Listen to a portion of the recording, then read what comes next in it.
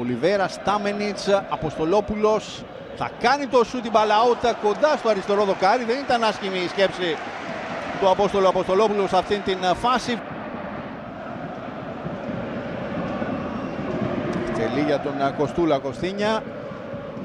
Γουεντραόγκο χάνει από τον Ροντινέι. Στην περιοχή ο Βραζιλιάνος θα κάνει το σούτ. Ο Χουτεσιώτης σε κόρνερ.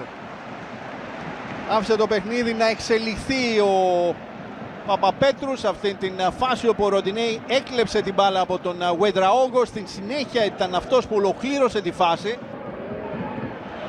Ο Ολιβέρα πίεσε, ο Μπρόσον Άτσαλα δίνει ύψος στην μπάλα. Ο Χουτεσιώτης θα πέσει πάνω στον Αβέλντε και έχουμε πέναλτι.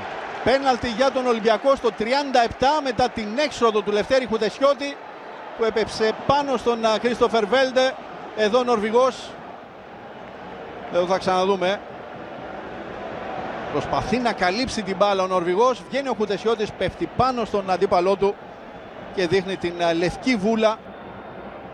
Ο Ροντινέι απέναντι στον Χουτεσιώτη, λίγα μέτρα φόρα από τον Βραζιλιάνο που εκτελεί. Η μπάλα στα δίχτυα. 1-0 Ολυμπιακός στο 40 με το πέναλτι που κέρδισε ο Βέλντε από την έξοδο του Χουτεσιώτη. Το εκτέλεσε εύστοχα ο Ροντινέι.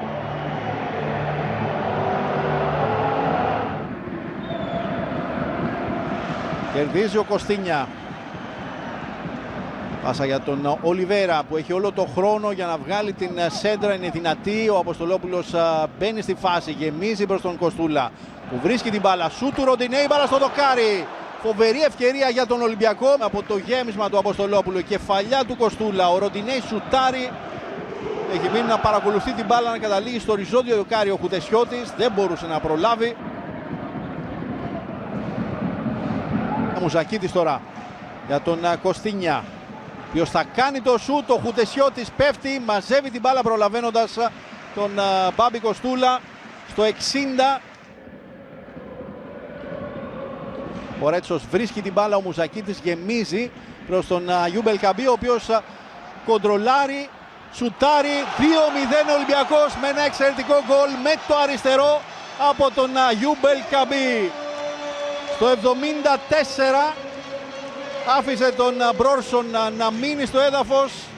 Δεν μπορούσε να εκτελέσει με το δεξί, το έπραξε με το αριστερό και πλάσαρε ιδανικά τον Λευτέρη Χουτεσιώτη για να κάνει το 2-0 για τους ερυθρόλευκους.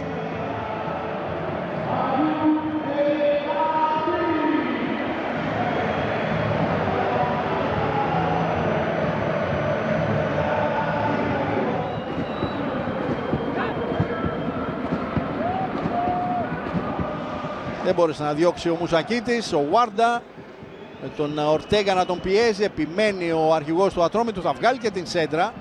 Το σούτ του Γιουμπιτάνα θα αποκρούσει ο Τζολάκης και στην συνέχεια στοχεί ο Μανσούρ. Φοβερή απόκρουση από τον Τζολάκη στο 78. Πολύ κοντά στο να μειώσει σε 2-1 ο Ατρόμητος με αυτό το σούτ του Γιουμπιτάνα. Εδώ είδαμε τον τραυματισμό του Βίλιαν από τον Ψαλίδη, όπως είναι στην ορολογία την ποδοσφαιρική του Μπρόρσον. Γι' αυτό το λόγο αντίκρισε και την κίτρινη κάρτα ο Σουηδός. Πηγαίνει στο monitor ο Παπαπέτρου για να δει αν υπάρχει το περιθώριο να αντικρίσει ο Σουηδός κεντρικός αμυντικός στην κόκκινη κάρτα για αυτό το αντικανονικό μαρκάρισμα, ιδιαίτερα επικίνδυνο από τον Μπρόρσον. Όπως βλέπετε στον αριστερό αστράγαλο του Βίλιαν μένει ως έχει κατάσταση με την κίτρινη στον Σουηδό.